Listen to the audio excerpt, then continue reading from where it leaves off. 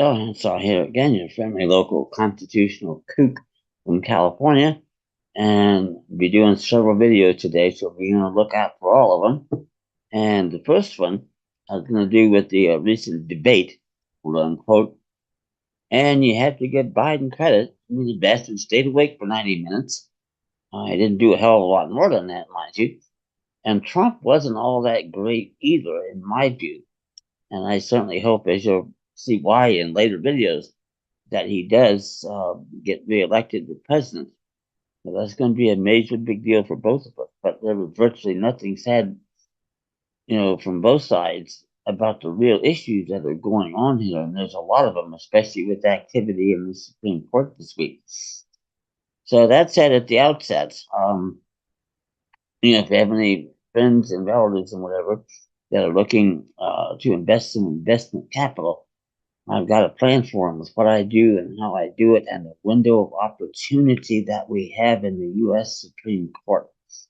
So with that in mind, send me an email, uwinningcourt@gmail.com, and we can go from there on that issue. And like I say, the debate was a wasted 90 minutes, and I'm so damn old, I go back to the days we had a fairly decent debate given the circumstances with Kennedy and Nixon. That was much more like it. And happily, Kennedy won that election, although at the time I was pro Nixon, but given I was only in 10th grade, you can understand. But it worked out, and it should have worked out better, except for Daley Plaza. So that said, I think they're set up for another debate next week if Biden makes it that far.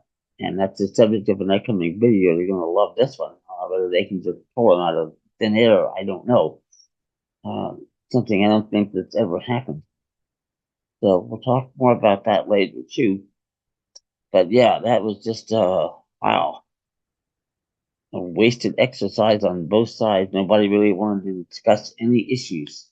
And that's what the American people need to hear if they're going to say, that our sovereign will is in effect in Washington, D.C., but they never discuss the issues and never offer any remedies. How does that work? I don't know. I mean, think about the magnitude of the issues here and how much power they think they have in Washington, D.C. today, my former hometown. And that's what has to change more than anything. And it's not hard, as you'll learn in the upcoming videos, what we have to do to get a much better government, which the founding fathers knew 230 years ago. So that said, send me an email, uwinningcourt@gmail.com, for more information, especially about my constitutional defense document packets. There are Lulu. There's so many structural jurisdictional errors. You can beat the government no matter what it is they're doing, no matter where you are. They have no authority unless they're an artificial corporate entity. But that's the way it's supposed to work.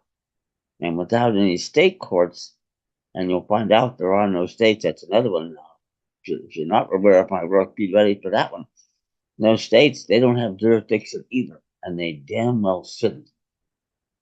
Now that said, remember to subscribe, like the videos, get the word out. The quicker we start taking action here, especially with this window with the U.S. Supreme Court, the quicker we make changes, the better our lives, our families, and our posterity. Thank you.